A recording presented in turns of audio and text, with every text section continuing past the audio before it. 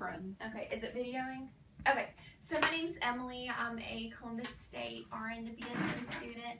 I want to talk to you guys today just real quickly about the effectiveness of bedside handoff for patient reports.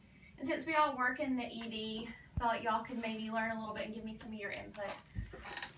Just while we're discussing this, according to the Joint Commission, part of their patient safety goals is to establish a standardized handoff to be used across facilities. This is something we haven't established in our organization. Also, the importance of the shift change and how this gives an opportunity for sentinel events to happen when nobody's really watching the patients. Also, through research saw that the effective handoff, it improves the patient care. It improves relationships between nurses. It also improves relationships between nurses and their patients. And then through the evidence-based research and practice, they did find that the bedside handoff is the safest and the most effective way to do handoff care. So like I mentioned briefly before, the Joint Commission 2010 patient safety goals, looking for ways hospitals can improve the care and the safety of the care that they give to their patients, identified this as an area that needed improvement. And the research found that the bedside report was the most effective as opposed to a written report or a recorded report. Benefits to patients include more information on what's going on with their course of treatment. They're more security in this handoff, knowing that their needs are being met and passed on to the next shift. And also benefits nurses because it gives you accountability for your previous shift. My objectives in this, I want to identify the current practices with you guys, just asking you briefly. To show you some evidence-based data to validate the need for change. And then as my objective finally is to implement this into our program. So do y'all just real briefly have any idea of what our current practices of handoff are?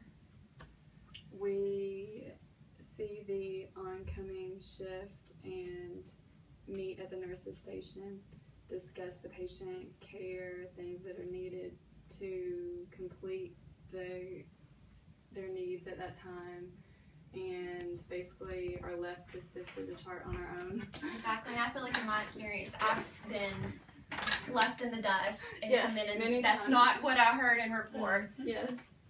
So the rationale for why bedside report is important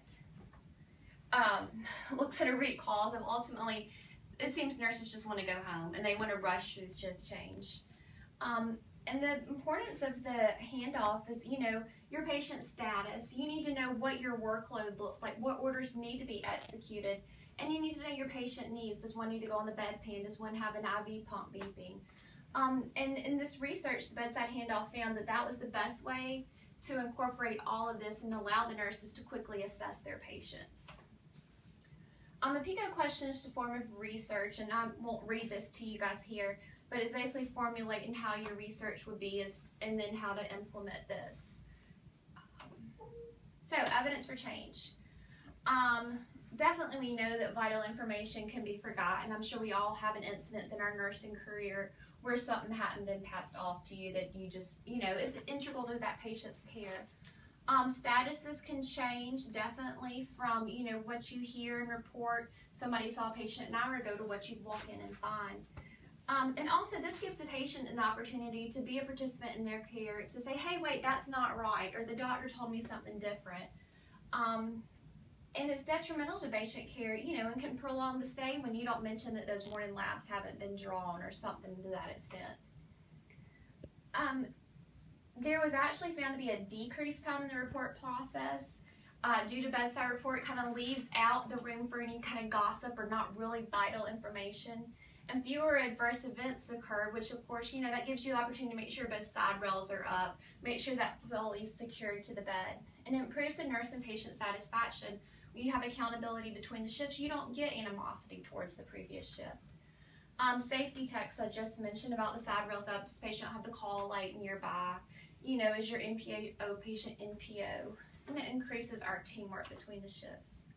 So my recommendations would be to implement this in our ER. I think it'd be pretty easy, just presenting in huddle, day shift and night shift huddles. Over the course of a week, we should, pretty much reach everyone. and then a go live, like we do with everything else, could be implemented at the end of that. And charge nurses and management should help facilitate this because this would be a big change in our practice, and they could oversee the initiation of the bedside reporting. I think this should improve our Press Ganey scores if our patients are more satisfied with their care. It definitely increases our compliance with the core measures and with the Joint Commission. We can identify patient needs better by being at bedside more. Improves relationships between different shifts, which is something we all are faced with. Improves relationships with our patients as well, and increases their confidence they have in us. So how would we evaluate if this is effective if we implemented it? We could look, maybe say 2 weeks into the project, look for feedback from the nurses, from the charge nurses, maybe even get some from some of our regular patients because we have plenty of those. Track our Press Ganey scores as they come out, see if we notice any changes, and also pharmacy related errors related to medication dosing. So, in conclusion, I think handoff is an area of concern across the board, not just in the ER. Identifying that the Joint Commission put emphasis on this area means that's something we should be addressing.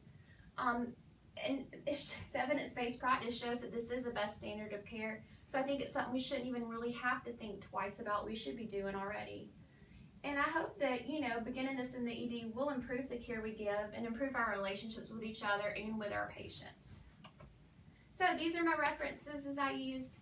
If you guys don't have any questions, I thank you so much for your time and listening. Thank you.